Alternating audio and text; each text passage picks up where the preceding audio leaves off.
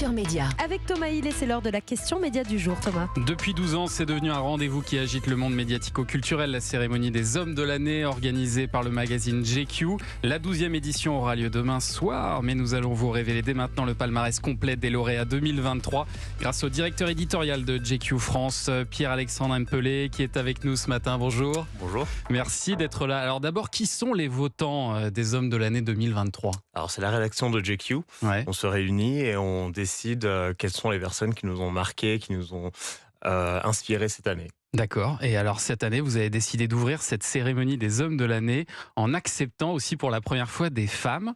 Exactement. Il va peut-être falloir changer le nom alors. C'est plus les hommes de l'année alors. Ça reste les hommes de l'année parce que c'est une marque GQ France. D'accord. Mais évidemment, nous avons voulu inclure les femmes parce que la diversité et l'inclusion font partie de nos valeurs chez GQ France. Alors on va dévoiler, Pierre-Alexandre Empelé, le palmarès de ces hommes de l'année 2023. Et ce que je vous propose, c'est qu'on termine du coup par la femme de l'année. Alors d'abord, qui sera couronné demain soir comédien de l'année ? Alors ce sera François Civil. Ah, François Civil, D'Artagnan. les trois Évidemment. mousquetaires, évidemment. Il confirme qu'il est le nouveau Golden Boy du cinéma populaire français. Bien sûr, il François plaît à Civil. tout le monde et c'est un homme GQ. Il est moderne et nous l'aimons pour ça. Et alors ensuite, il y a l'humoriste de l'année. Qui a été le plus drôle pour vous cette année ? Alors il y en avait eu plusieurs, mais on s'est tous concertés et Fary sortait du lot. Fary, c'est vrai qu'il est exceptionnel. Vous avez hésité avec qui ? Avec, je vais pas vous le dire, mais, On peut pas savoir, ça. Fary à Roland-Garros, c'était quand même assez exceptionnel. Ah oui, c'est vrai qu'il a fait C'est un la grand première spectacle à Roland-Garros, effectivement. Vous avez désigné également un auteur de l'année. C'est qui pour vous l'auteur de l'année ? Alors c'est Panayotis Pasco qui nous a raconté son histoire, notamment son coming out et son livre cartonne. Et c'est un livre qui a parlé à beaucoup de jeunes personnes et de personnes qui se sentent pas forcément inclus dans la société. La prochaine fois que tu mordras la poussière, c'est chez Stock le livre de Panayotis Pasco qui est assez haut, je crois, dans les listes de vente. Effectivement, ça fonctionne bien pour lui. Il est humoriste également. C'est peut-être que vous avez hésité avec lui d'ailleurs pour l'humoriste de l'année aussi. Peut-être. Il aurait pu avoir une double couronne. Vous allez récompenser les créateurs de contenu de l'année. Donc ça, ce sont les youtubeurs.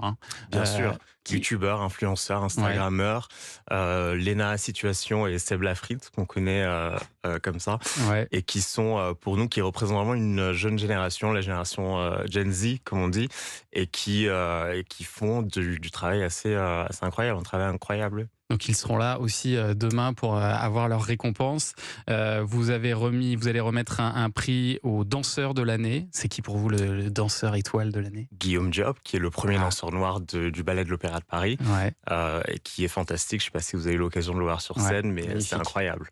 Et puis bien sûr un prix qui nous intéresse particulièrement, celui du journaliste de l'année. Donc nous on a tout misé bien sûr Sur Julien Pichenet.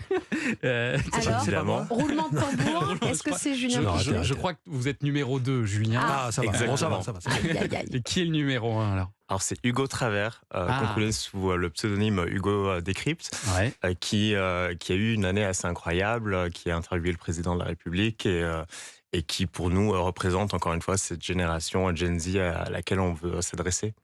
On va dire aussi le nom de l'homme le plus stylé de l'année. Là, on retrouve la patte GQ, intéressé particulièrement par le style. Alors, qui est le plus stylé ? Alors c'est Lucien Laviscount, que vous avez pu voir dans Emily in Paris. Ah, oui. d'accord. Et évidemment, le style, pour nous, c'est notre mantra, c'est tous les chemins mènent au style. Parce que la mode et le style, c'est l'essence de GQ. Ouais. Et on parle de la société à travers la mode et le style. Alors, c'est Alfie dans Emily in Paris, pour ceux qui ont suivi Ouais. la série. C'est celui qui joue Alfie, l'américain, dans Emily in Paris. Exactement. Voilà. Très stylé, Mais bien effectivement. sûr, très stylé. Et puis enfin, donc la femme de l'année, puisque pour la première fois, vous remettez un prix également pour la femme de l'année. C'est qui pour vous, cette femme de l'année ? C'est Aya Nakamura, Ayana qui est une Nakamura. des Ah oui. artistes les plus écoutés dans le monde, qui a un vrai message et qui mérite amplement cette récompense. Qu'est-ce qui vous séduit particulièrement chez elle, Pierre-Alexandre Empelé ?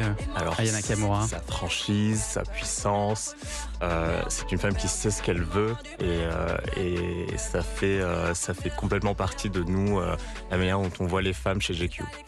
Vous essayez de coller à l'air du temps aussi en remettant un prix pour la première fois à une femme dans un concours qui est normalement réservé aux hommes ? Bien sûr, mais ça fait partie de l'inclusivité, de la diversité et de la manière dont on parle aux hommes. Mais est-ce que c'est une demande de votre lectorat français ou une consigne du groupe JQ? Parce qu'aux États-Unis, ça fait plusieurs années que JQ récompense des femmes. Il y a eu Rihanna, Scarlett Johansson, Kim Kardashian aussi. C'est quelque chose qui vient des États-Unis ou que vous avez décidé vous-même pour la Pas France? du tout, ça s'est fait de manière organique. On écoute tous Aya Nakamura au bureau et on s'est dit que c'était une bonne idée de la récompenser cette année. Et est-ce que vous avez vu déjà un impact sur les ventes de votre magazine avec ce changement un peu de ligne éditoriale, Pierre-Alexandre Dempelé? Alors, je suis arrivé il y a 2 ans chez JQ et Ouais. Head of Editorial Content, pour moi, en tout cas mon rôle, c'est de m'occuper de la marque JQ. Hmm. Donc c'est le magazine évidemment, mais c'est aussi le site internet, les réseaux, la vidéo et les événements. Donc je chapeaute tout ça et JQ doit être compris ou regardé dans sa globalité.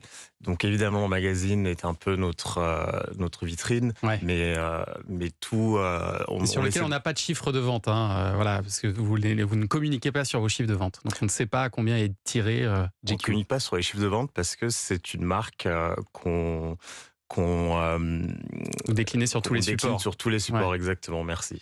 Eh ben, merci beaucoup Pierre-Alexandre Pelé d'être venu ce matin. On retrouve donc en kiosque votre double numéro spécial avec 5 couvertures différentes. Il faudra choisir celle que vous préférez. Bon, Anissa choisira François Civil, bien sûr. Mais Vraiment par hasard. au hasard. Mais il y a également Farid, donc Panayotis Pasco, Lena Situation ou évidemment Aya Nakamura. Merci Exactement. d'être venu ce matin. Merci.